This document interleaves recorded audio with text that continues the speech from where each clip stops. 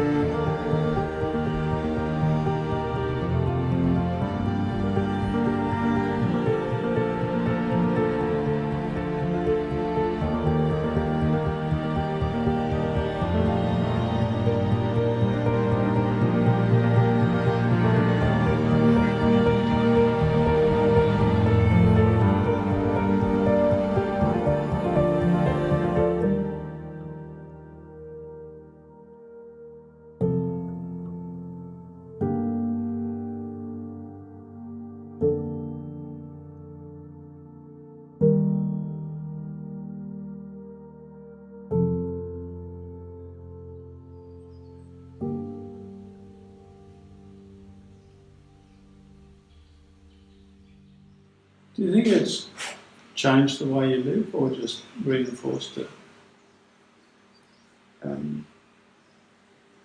Well, the way we live has really changed since we've been here. I mean, there's other things that have made that happen, other than just the house, but certainly the house.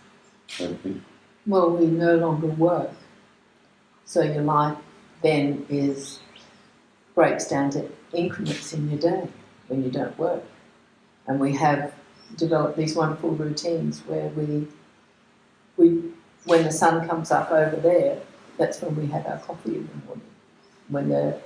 And then when it's warm in winter, then we go out and work in the garden, work in the veggie patch and stuff like that. And it's just, and there's an easy pace to your life now. It's a much slower pace. If you had to be locked down anywhere, you couldn't ask for a better place to be, because you didn't feel, even though you weren't allowed to go anywhere, you opened the windows and you had that space and you had the movement all the time. There's always different lights and there's different things to catch your eye, and it's such beauty that it didn't, you hear about so many people being depressed, and it saved us that way. It really did, didn't it? Are there any, do you ever think to yourself, I'd like to go and do that in the house because I love doing that in the house? Any of those events that happen in Well, it's like different parts of the day. We sit there and have coffee. We've just put a fire pit up there, and you get this, and we put it where there's a little gap in the trees, and you've got this wonderful view of everything. So you sit there with the fire pit later in the day when you're tired from gardening and weeding, and you sit there and have something to drink by the fire pit. Again, you find little ways to draw yourself into the environment by doing that. And in summer, it's the water in the pool that'll draw you in. And so, yeah. What about the bath downstairs? We always talked about that as being a wonderful event. That's my event, yes. That's Jan's zone. That's my zone. I'll go down there an evening. I love it at twilight. And just the light, catching the last rays of light. It's really beautiful through the trees. That's my space. And it revigorates you after. It's just, you feel good. You feel good sitting in that space. Really nice. Does the house feel like it's been here for a long time, or is it still a new house?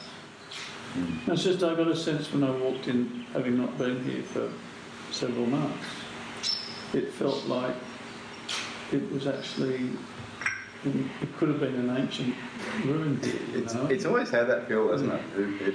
It's always sort of, you can kind of imagine 2,000 or 3,000 years someone discovering this past place in the jungle and digging it out and thinking it would have been like it is now. It's always, it's good. It has a timeless quality to it, for sure. But yeah, the thing is, I think particularly this year, it's really settled into the landscape really beautifully now. Whereas before it was a new building and landscape that was still kind of adjusting to the fact that it had been ripped apart during the build. But now, yeah, the landscape's going up and the garden around the house is just getting really entrenched, and that house is just settling down into that space, really kind of just nestling in. So it doesn't feel new anymore in that sense. And it always, I mean, the materials have got this age to them already. And one of our concerns when we were all working on it was, if we are going to put it down on the side of the hill here, we'd approach from above. And the concern was how it looked from above. When I arrived this morning, I felt the look from above was starting to be quite beautiful. How do you feel about looking down onto the building? Well, it's still got a very hidden feel, hasn't it? And then there's a water garden, there's a vegetable garden. I mean, it's almost non-recognisable as a building. Yeah, it has this monumental quality from below, but from above it's really quite subtle. It's amazing how different it is. And you sit down, you go down to that platform down there, and you look up at this big, massive. It looks like a sphinx. I think sometimes it's got the two big arms that anchor it to the ground. But you look up the top, and it's a sort of slightly artificial landscape drifting out from the lawn. It hasn't got a housey feel on top of it. Do you find yourself opening and shutting doors according to seasons or times of day or movement patterns? Like for instance, the back door to the courtyard, is that open in summer? It is, if it's hot and we want to breathe. Yeah, you adjust things according to the day. These big ones are always opened in the summer. That's first thing in the morning you open them. Not so much in winter, because it can get chilly here. But if these cross ones are closed, it's not that cold. Mind you, we do. We've got the windows open for you.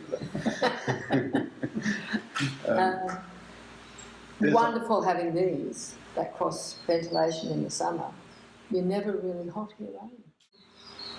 One of the objectives to the design was to connect you down to the creek. You find that works at all? There's a sense of the creek? You hear it all the time. Yeah. You always know where you are, right near the creek. It's a lovely sound. And when it rains, it's amazing. And what's it like in your bedroom, waking up in your bedroom? Is it a relaxing room to be in? Is it a calm room? I mean, it was deliberately sited so you got the morning light. You get the morning light, yeah, which is lovely.